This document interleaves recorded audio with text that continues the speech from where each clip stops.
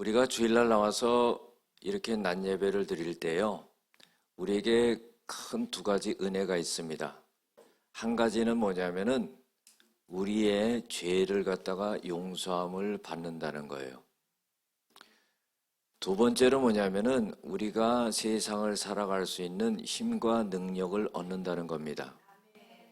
밥을 아무리 많이 먹고 좋은 것을 아무리 먹는다 할지라도 영적으로 하나님께서 우리에게 말씀으로 은혜를 주시지 않으면은 우리의 영혼이 힘을 얻고 살아갈 수가 없는 겁니다.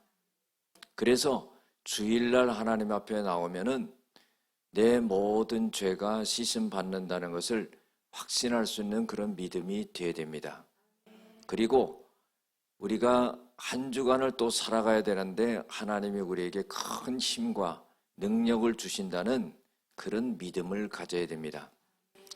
제가 토요일마다 직장인 예배를 들어갑니다. 사업장 예배를 들어가는데 그 직원과의 문제 속에서 저에게 기도 부탁을 했어요. 어려운 문제인데 강대상에 붙여놓고 기도를 했는데 그 문제가 잘 해결이 됐어요.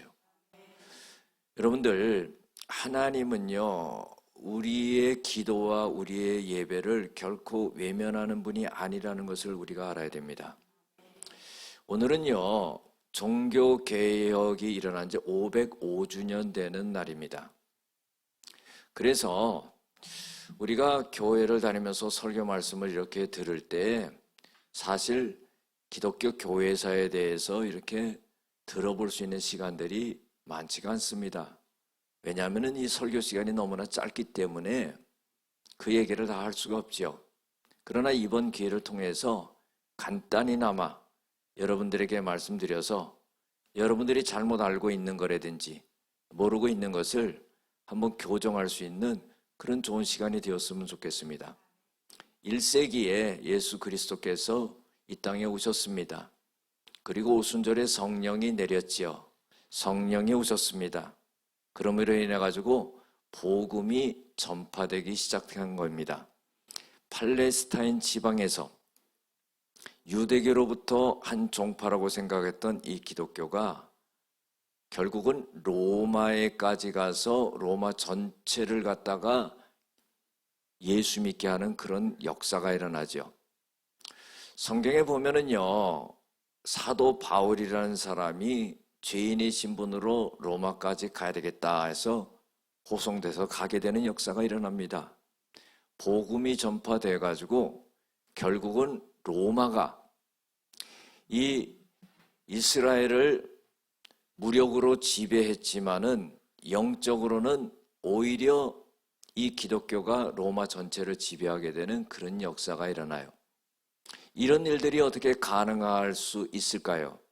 그것은요, 하나님이 살아계시기 때문입니다. 그래서 복음이 로마에까지 전파되고 드디어는 로마 전체가 예수를 믿게 되는 그런 역사가 일어납니다.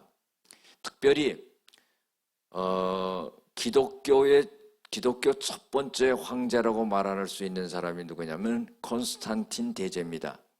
이 사람은 AD 313년에 밀라노 칙령을 내려가지고 기독교를 갖다가 공식적으로 공인하는 그런 일을 하게 됩니다. 그런데 거기에는 계기가 있었어요. 이 콘스탄틴이 황제가 되기 전에 AD 312년에 이탈리아로 원정을 가면서 막시티우스라고 하는 사람과 전쟁을 벌이게 됩니다. 이 전쟁을 벌이게 되는데 이 전쟁에서 지면은 자기가 황제가 될 수가 없어요. 그래가지고 고민을 합니다. 괴로워하지요. 그런데 전쟁하기 하루 전날 꿈을 꿔요. 그리고요, 천사가 깨웁니다. 환상을 보여주지요. 하늘을 쳐다보라고 그럽니다. 그런데 하늘에 십자가 딱 보이는 거예요. 그래, 너는 이 깃발 아래 너는 승리할 것이다. 이 음성을 딱 글자를 봅니다. 그래서 이 콘스탄틴이 굉장한 힘과 용기를 얻어요. 그래가지고 자기네 깃발에 전부 십자가를 갖다 그립니다. 그리고 나서 전쟁을 했는데 승리를 한 거예요. 황제가 된 겁니다. 그래서 AD 313년에 기독교를 공인해 가지고 드디어 로마 전체가 예수를 믿게 되는 그런 역사가 일어나죠. 우리가 역사 속에서 알듯이 고대에는 5대 제국이 있었습니다.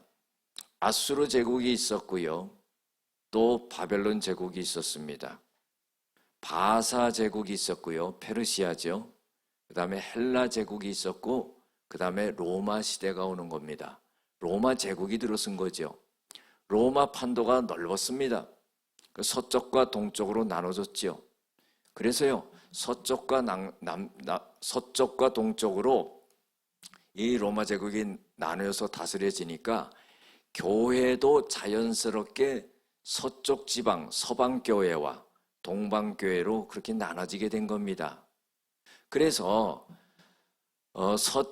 서방교회는 로마시를 중심으로 해서 주교가 다스렸고, 또 동쪽 지방은 콘스탄틴노플이라고 그래가지고 지금으로 말하면은 지금의 지명으로 이스탄불입니다. 거기에서 대주교가 다스렸습니다. 그래서 이렇게 수세기 동안 내려오는데 이 동방교회와 서방교회가 교리적으로는 문제가 없어요. 크게 이상이 없습니다. 근데 문제는 뭐냐면 교권적으로 문제예요. 그래서 굉장한 다툼이 일어납니다. 그래서 AD 1054년에는 드디어 결별하게 되지요. 그래서 동방 쪽은 이 북아프리카 쪽과 옛날 그 소련 그쪽 동방 그쪽으로는 동방 정교회다 그랬어요. 정교회라는 것은 뭐 정통적이다 이런 의미도 있고 올바르다. 그래서 공의적인 그런 의미가 있어요. 뭐든지 이렇게 상의해가지고 공통적으로 회의해가지고 결론을 얻어가지고 가는 그런 겁니다. 그래서 동방 정교회다, 그리스도 정교회다, 히랍 정교회다 이렇게 말합니다. 근데 서방 교회는 이걸 로마 캐톨이라고 그러죠. 이거는 교황이 다스립니다. 그런데요, 굉장히 교권적이고 권위적이죠. 그래가지고는 이 서방교회 로마 캐톨릭이 굉장히 부패하게 되니까 여기에 대항을 해요. 거기에 선두로 나선 사람이 누구냐면은 바로 마틴 루터입니다. 이 마틴 루터는 광부의 아들로 태어나지요. 아버지, 어머니의 그 경건한 신앙 속에서 자랍니다. 그래서 이제 대학에 법학과를 들어가서 법조인이 되려고 그러죠. 그런데요, 이 루터가 어느 날 친구와 함께 고향으로 가는데요, 굉장한 폭우가 쏟아집니다. 천둥 번개가 칩니다. 그런데 같이 걸어가던 옆에 있는 친구가 벼락을 맞아 죽어요. 얼마나 두려운지 몰라요. 땅에 납작 엎드립니다. 그리고 나서는 이제 자기의 삶을 바꿔요. 수도사로 살아가겠다. 이렇게 해서 신학을 공부하지요. 그리고 비텐베르크 대학의 교수까지 하게 됩니다. 그래서 그 삶이 변하게 되는 겁니다. 그런데 이 루터가 로마 캐톨릭의 그 부패함이 아주 성행하게 되자 거기에 반박을 합니다. 한 예로 결정적인 일은 뭐냐면은 면죄권을 파는 거죠. 베드로 성당을 짓는데 100년간 지체를 하게 됩니다. 그렇게 되니까 돈이 없으니까 못 짓는 거예요. 그래서 이제 생각해낸 게 뭐냐면 면죄권을 파는 거예요. 면죄권을 팔아서 이 면죄권을 사면은 즉시로 모든 죄가 용서함 받는다. 너도 나도 삽니다. 돈 없는 사람은 죄도 용서 못 받네요. 이런 경우가 되는 거예요. 또 연옥에 가 있는 사람이요, 헌금함에 동전이 은하가 땡그랑 떨어질 때 그 소리가 탁 들리는 순간 연옥에 있다가 천국으로 탁 올라간다는 거예요. 여러분들, 그거를 추종한 겁니다. 마틴 루터가요, 아무리 생각해봐도 그건 아니거든. 그래가지고는 비텐베르크 성곽 교회 문에 95개조 면죄부에 대한 잘못된 점을 95개 조항을 내걸고 그리고 저항하는 거예요. 반박문을 낸 거예요. 굉장한 압박이 오는 겁니다. 이 마틴 루터가 혼자서요, 이 로마 교황청에 대항할 수가 없는 거예요. 굉장한 압박이 오고요, 더 이상 견딜 수가 없어요. 하나의 일하러요, 그렇게 실망되고 낙심돼 있을 때 이 루터의 부인이 소복을 입고 나타나요. 그러니 깜짝 놀란 거예요. 여보, 누가 죽었어? 그랬더니 하는 말이 죽었지요. 그래요. 아니, 내가 알지 못하는 사람이 누가 죽었길래 당신이 소복을 입었어? 그러니까 하는 말이 당신이 믿는 하나님이 죽었습니다. 그런 거예요. 아니, 하나님이 죽다니 이게 무슨 말이야?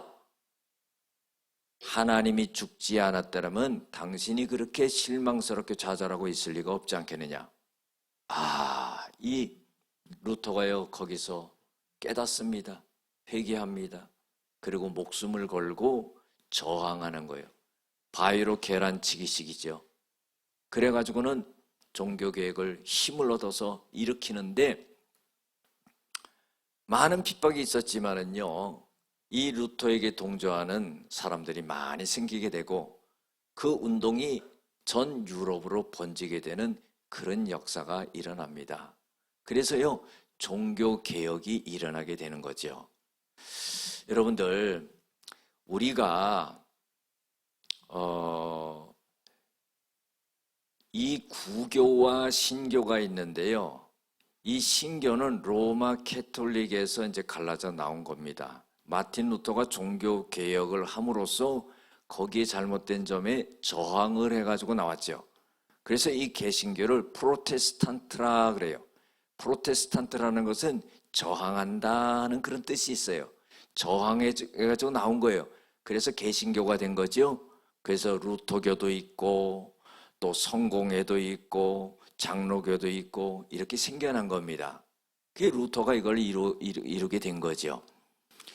자, 그래서 이 천주교의 그 잘못된 점을 갖다 반박해가지고 종교개혁을 일으킨 거예요. 그런데 이 루터가요, 무엇 때문에 굉장히 고민했냐면은 자기의 그 죄악 때문에 고민을 했어요. 여러분들, 사람이라고 하면은요, 자기의 죄 때문에 고민하고 괴로워하지 않는 사람이 없을 겁니다. 그런데요, 이것을 해결하지 못하는 거예요. 그러니까 루터가 맨 처음에는 천주교 교인이었죠. 그런데요, 아무리 고해성사를 해도 마음에 평안이 없는 거예요. 회개하고 나고 고해성사를 하고 용서받았다고 그러는데 또 죄가 생각나고 또 신부를 찾아가고 또 신부를 찾아오는 신부가 어느 날 루터한테 그런 거예요. 야, 루터야, 너 고해성사 하려고 그러면은 좀 모아갖고 와라. 이게 뭐예요? 신부가 귀찮다는 거예요. 그래가지고요, 그 죄의 크고 작음에 따라서 거기에 대한 대처 처방을 해줍니다. 뭐 어디 가서 일주일 봉사해라, 일주일 금식해라, 이렇게 처방을 해주는데 그거로 인해서 마음이 평안하지 않는 거예요. 그러던 어느 날 수도원에서요, 탑이 있는 골방에서 하나님의 말씀을 묵상하다가 오늘 우리가 읽은 성경 이 말씀이 루터의 마음에 꽂혔어요. 그리고요, 이제는 죄에 대해서 해방을 받으면서 마음의 기쁨과 평안을 얻은 거예요. 그래서 믿음으로 말미암아 의롭게 된다는 그런 이 신조가 생겨나게 됐다는 겁니다. 여러분들, 오늘 사도 바울이 오늘 로마서 우리가 읽은 본문 말씀 속에서 자기 자신은 복음에 빚진 자다 그런 말을 해요. 이 빚이라는 것은요, 사람이 짊어지면 괴로운 거예요. 빚을 지지 말아야 되는 거예요. 그런데 복음에 빚진 자다. 나는 죽을 때까지 복음에 빚진 자다. 그렇기 때문에 나는 복음을 전해야 되고 내 빚을 복음을 전해서 갚아야 된다 하는 거예요. 그래서 이 사도 바울이요, 나는 로마에까지 가서 복음을 전해야 된다, 이렇게 말한 겁니다. 그런데 이 바울은요, 복음을 부끄러워하지 않는다 그랬어요. 여러분들, 우리가요, 복음을 전하는 걸 부끄러워하면 안 돼요. 누가복음 9장 26절에도요, 예수님께서 이런 말씀하셨죠. 네가 나를 부끄러워하면은 내가, 나와 인자가 자기와 아버지와 천사들과 함께 올 때 너를 부끄러워하리라 그런 거예요. 여러분, 복음을 부끄러워하지 말아야 되는 거예요. 왜 복음을 부끄러워하지 말아야 되냐면은 이 복음은 모든 믿는 자에게 구원을 주시는 하나님의 능력이 됨이라 하는 거예요. 자, 이 말씀 귀중합니다. 구원을 주는 능력은 이 복음밖에는 없다, 요 말이에요. 다른 거로서는 구원을 받을 수 없어요. 이 복음을 통해서만 구원을 받는다는 거예요. 유대인이나 헬라인이나, 여러분들 유대인 입장에서 보면 우리가 이방인이거든요. 그런데요, 이방인은 우리도요, 이 복음으로 말미암아 구원을 받게 됐다는 거예요. 교회를 오래 다녀도요, 물어봅니다. 제가 복음이 뭐예요? 그러면 아유, 목사님 알기는 아는데 대답을 못해. 그럼 반은 모르는 거예요. 복음이 뭐예요? 뭐 몰라. 직분자도 몰라요. 뭐 장로님도 권사님도 물어보면 몰라요. 대답을 못해요.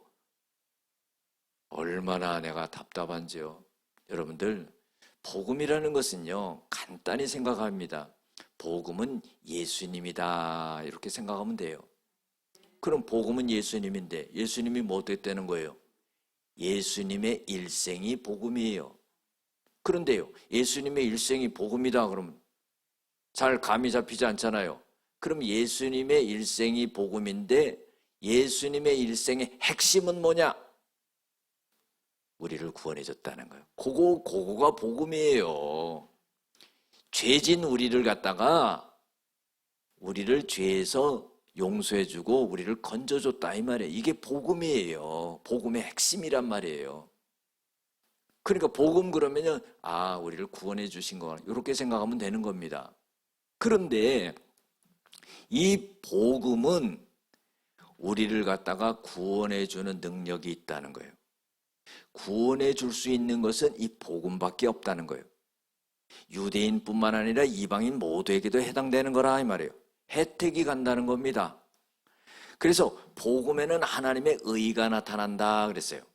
이 말씀 중요해요. 여러분들, 신약 성경 중에서도요, 보석과 같은 성경이 신약 성경의 로마서예요. 이 로마서에 이 보석과 같은 이 로마서에서 그 보석을 통해서 빛나는 부분이 오늘 본문 말씀이에요. 복음에는 하나님의 의가 나타났다 그랬어요. 믿음으로 믿음에 이르게 한다 그랬어요. 그래서 오직 의인은 믿음으로 말미암아 살리라 한 것 같으니라. 자, 이 말씀을 잘 해석하고 이 말씀을 잘 알아야 됩니다. 자, 복음에는요, 하나님의 의가 나타난다고 그랬어요.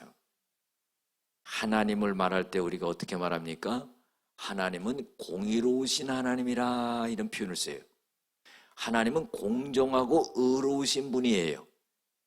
그런데요, 이 의라는 뜻에는 어떤 의미가 있냐면요, 관계성을 의미해요. 관계성. 하나님이 의로우신 하나님이라 하는 뜻은요, 관계를 깨지 않는다 하는 의미예요. 깊은 의미입니다. 자, 예를 들어 볼까요? 내가 죄졌어요. 그러면 하나님이요, 나와의 관계를 단절시켜버려요. 끝내버리는 거예요. 그러면 하나님과 이제 무관하게 돼버립니다. 그런데 내가 죄졌음에도 불구하고 하나님이 나를 끊어내질 않아요. 나와의 관계를 끊어내지 않습니다. 부모가요, 자식이 죄졌다고 자식 호적에서 팝니까? 안 그러지요? 자식 끊어내지 않습니다. 자식이 아무리 잘못해도 부모는요, 그 자식을 버리지 않아요. 관계를 끊지 않는 거예요. 왜? 내 자식이니까. 하나님이 우리가 죄를 졌다 할지라도 하나님은 의로우신 하나님이기 때문에 우리와의 관계를 끊지 않는다는 거예요. 여러분들, 이것을 믿는 것이 믿음이에요. 그렇기 때문에 관계를 끊지 않는 것뿐만 아니라 하나님은 그러면 어떻게 하셨느냐?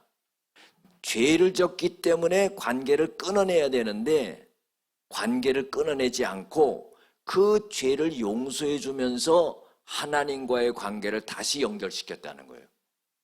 이건 사람의 힘으로 안 되지요. 이게 뭐예요? 하나님의 은혜라는 거예요. 그래서 이 복음에는 하나님의 의가 나타난다는 거예요. 바로 이 말씀입니다. 그래서요, 믿음으로 믿음에 이르게 하나니, 기록된 바 오직 의인은 믿음으로 말미암아 살리라 그랬어요. 하나님의 의가 성도의 믿음에 있어서 시작부터 끝까지 절대적으로 하나님의 의가 필요하다는 그런 말씀을 하고 있는 거예요. 여러분들, 우리가 살아가면서요, 하나님이 우리를 사랑하시고 하나님이 우리에게 의롭게 대해주시지 않으면 살아갈 수가 없는 겁니다. 종교개혁 505주년을 맞이해서요, 목숨을 걸고 종교개혁을 일으켰던 사람들이 그 강령 5개가 있어요. 신학 신조라고도 말할 수 있죠. 그것은 뭐냐면 첫 번째로 오직 성경입니다. 오직 성경. 다른 것이 아니죠. 루터가요, 이 종교개혁을 일으키면서 했던 중요한 일이 뭐냐면은 라틴어로 된 성경을 독일어로 번역한 거예요. 왜요? 성경을 갖다가 라틴어로 되니까 몰라요. 보편적이지가 않아요. 읽을 수가 없어요. 깨달을 수가 없어요. 그래서요, 이 성경을 독일어로 번역해가지고 모든 사람이 성경을 보고 알고 깨닫고 믿고 할 수 있도록 그렇게 만들었더라고요. 그래, 우리 신앙의 기준이 뭐냐? 우리 신앙생활할 때 기준이 어디 있냐? 그건 성경이에요. 내 경험이 아니에요. 내 경륜이 아닙니다. 내 지식이 아닙니다. 여러분들, 기도 많이 하고 뭐 봤다? 이거 아니에요. 하나님의 말씀이 내 신앙의 기준이 되는 거예요. 잣대가 된다는 거예요. 잣대. 성경은 캐논이라고 그러잖아요. 캐논이 뭐예요? 잣대라는 거예요. 기준이 되는 거예요. 기준이. 그래서 항상 우리는 신앙생활할 때 내가 제대로 가고 있나? 하나님의 말씀의 거울에 비춰봐야 된다 이 말이에요. 그래서 이 루터는 이런 말을 했어요. 나의 신앙은 오직 그리스도의 말씀에 사로잡힌 포로다. 그래서 자기는 하나님의 말씀에 사로잡힌 자라는 거예요.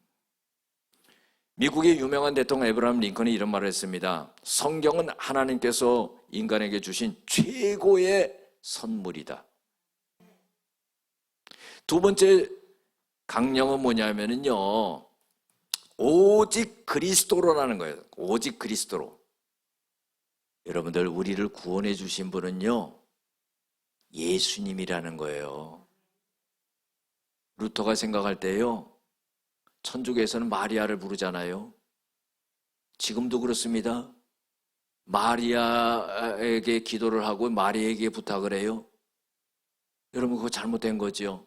왜요? 왜 마리아에게 대해서 그렇게 기도를 합니까? 물어보면은요, 마리아는 예수님의 어머니이기 때문에 마리아에게 부탁하면은, 마리아가 예수님에게 부탁하면은 예수님의 어머니의 그 부탁을 거절하겠느냐? 아주 논리가 기발합니다. 여러분들, 분명히 알아야 될 것은 뭐냐면은 마리아가 우리의 죄를 위해 십자가에 못 박혀서 피 흘려 돌아간 게 아니에요. 예수 그리스도가 우리를 위해 십자가에 못 박혀 피 흘려 돌아가심으로 우리를 구원한 거예요. 마태복음 16장 보면은요, 가이사라 빌립보 지방에서 예수님이 제자들을 데리고 갔어요. 얘들아, 사람들이 나를 누구로 하느냐? 그러니까 엘리야라 그러기도 하고 세례 요한이라 그러기도 하고 선지자 중에 한 명이라 그러기도 합니다. 답이 틀렸지요. 그러니까 예수님이요 제자들에게 물어봐요. 그러면 너희들은 나를 누구라고 생각하느냐? 그때 또 나서는 사람이 있어요. 베드로. 베드로가 저요. 그래, 베드로. 주는 그리스도시요 살아계신 하나님의 아들입니다. 그랬더니 예수님이 바로 그냥 딩동댕 쳐버린 거예요. 바요나 시몬아, 네가 복이 있다. 그런데 네 둔한 머리로 어떻게 그거를 알 수 있겠냐? 그걸 알게 하시는 분은 하나님이다. 너한테 천국 열쇠 주겠다. 그런 축복을 누리는 거예요. 여러분들 뭐예요? 오직 그리스도라는 거예요. 오직 예수님. 우리가 기도하고도요, 자기 이름으로 기도했습니다 그러면 그거는요 바로 땡입니다. 땡 해버려요. 예수 그리스도의 이름으로 기도했습니다 그러면 딩동댕 이렇게 되는 거예요. 할렐루야. 왜 그렇습니까? 우리 인간은 죄가 있기 때문에 그래요. 예수님은 죄가 없으시거든요. 예수님의 이름으로 올려드려야지 그 기도가 접수가 된다 이 말이에요. 사도행전 4장 12절에도 다른 이로서는 구원을 얻을 수 없다 그랬어요. 천하 인간에게 구원을 얻을 만한 다른 이름을 우리에게 주신 일이 없느니라. 베드로와 요한이요 핍박당하면서요 공의회 앞에 서서 막 억압할 때요 담대하게 말했습니다. 다른 이로서는 구원을 얻을 수가 없다. 천하 인간에게 구원을 주신 다른 이름을 우리에게 주신 일이 없다. 어떤 성자의 이름으로도 아니고 마리아의 이름으로도 아니고 예수 그리스도라는 거예요. 그래서요 이 초대교회 때 종교개혁자들은요 오직 예수라는 거예요. 오직 예수. 오직 성경이라는 거예요. 세 번째로는 뭐냐면 오직 은혜라는 거. 은혜. 여러분 은혜라는 건 뭐예요? 받을 수 없는 사랑을 값없이 받는 거예요. 사랑. 그러면요 가장 큰 은혜는 뭐예요? 하나님으로부터 우리가 받을 수 없는 가장 큰 사랑을 받은 건 뭐예요? 구원의 은혜지요. 어떤 사람은 그래요. 교회 가면 구원 받는다 그러니까 10원도 안 주고 구원 주냐. 그건 구원이 아니에요. 구원은요 물에 빠진 사람을 건져가지고 댕겨내는 것처럼 죄악의 물에 빠진 사람을 갖다가 건져서 댕겨내는 거예요. 그게 구원이에요. 어떤 방법으로요? 예수 그리스도가 우리를 위해 십자가에 못 박혀 돌아가심으로 우리 죄를 대신해서 죽으심으로 인해서 그것을 믿는 믿음 가운데 우리 죄가 용서받는 거예요. 그걸 사실을 믿어야 되는 거예요. 믿음이 없이는 하나님을 기쁘시게 하지 못하나니 하나님께 나아가는 자는 반드시 그가 계신 것과 또한 그가 자기를 믿는 자들에게 상 주시는 이심을 믿어야 할지니라. 할렐루야. 믿음이 있어야 돼요. 믿음이 있어야 돼요. 네? 믿음이 있는 것 같지만 믿음이 없어요. 교회에 나오면서도요 직분을 받고도요 어떤 일을 하는 거 보면은요 믿음이 없어요. 믿음이 없어요. 믿음이 있어야 된다 이 말이에요. 오직 은혜로 된다는 거예요. 로마서 5장 8절에도요 우리가 아직 죄인 되었을 때 그리스도께서 우리를 위하여 죽으심으로 말미암아 하나님께서 당신의 사랑을 우리들에게 나타내셨느니라 그랬어요. 이게 은혜 아니겠습니까? 쉽게 말씀드리면요 죄 짓고 있을 때 예수님 죽여서 우리 살렸다는 거예요. 아니 우리가 하나님 잘 믿으려고 할 때 예수님을 돌아가시게 해서 우리를 살려낸 게 아니라 죄 짓고 있을 때 예수님 죽여가지고 우리를 살려냈다는 거예요. 이건 뭐예요? 은혜라는 거예요. Grace of God. 하나님의 은혜. 정말 이 큰 은혜가 아니고서는 살아갈 수가 없는 거예요. 그래서 이 개혁자들이 오직 하나님의 은혜가 있어야 된다. 은퇴하신 큰 교회를 한 목사님한테 제가 물어봤어요. 목사님, 어떻게 그렇게 해서 큰 교회를 그렇게 할 수 있었어요? 그래 하는 말이요. 다 하나님의, 여러분들이 해봐요. 은혜입니다. 여러분들 이게 정답이죠. 내가 좀 열심히 했어, 이게 아니죠. 교회에서도 마찬가지요. 아이고 집사님 권사님 어떻게 이런 걸 다 그렇게 하셨어요. 하나님이 힘 주시고요, 하나님이 능력 주시고요. 아멘 좀 해보세요. 하나님이 은혜 주시고요, 하나님이 힘 주시고요, 하나님이 건강 주시고요, 하나님이 물질 주시고요, 하나님이 지혜 주셔서요 할 수 있었지요. 여러분들 그 말 자체가 얼마나 또 은혜가 돼. 하나님이 들으실 때 얼마나 아주 좋아하시겠어. 하나님의 은혜라는 그 생각을 가져야 되는 거예요. 갈라디아서 2장 20절에도 그러잖아요. 내가 그리스도와 함께 십자가에 못 박혔나니 그런즉 이제는 내가 산 것이 아니요 오직 내 안에 그리스도께서 사신 것이라. 이제 내가 육체 가운데 사는 것은 나를 사랑하던 나를 위하여 자기 몸을 버리신 하나님의 아들을 믿는 믿음 가운데 사는 거라. 나는 죽은 거예요. 예수님이 내 안에 살아계시니까 덤으로 살아간다는 거. 이게 뭐예요? 은혜지요. 죄진 사람 다 죽어야 돼요. 근데 살아있잖아. 살아있어가지고 막 그냥 기뻐하고, 이게 다 하나님의 은혜죠. 네 번째로요, 오직 믿음으로. 여러분들 에베소 2장 8절 9절에 보면은 너희가 믿음으로 말미암아 구원을 얻나니 그랬어요. 자, 구원이라는 건 뭘로 얻는 거예요? 믿음으로 얻는다는 거예요. 믿음으로. 행위로 얻는 게 아니에요. 선행으로 얻는 게 아니에요. 율법을 지킴으로 얻는 게 아니에요. 오직 믿음으로 말미암아 구원을 얻나니, 이 구원이라는 것은 너희에게서 나온 것이 아니라, 행위에서 나온 것이 아니라, 행위에서 나왔다면 이는 누구든지 자랑치 못하게 하려 함이라.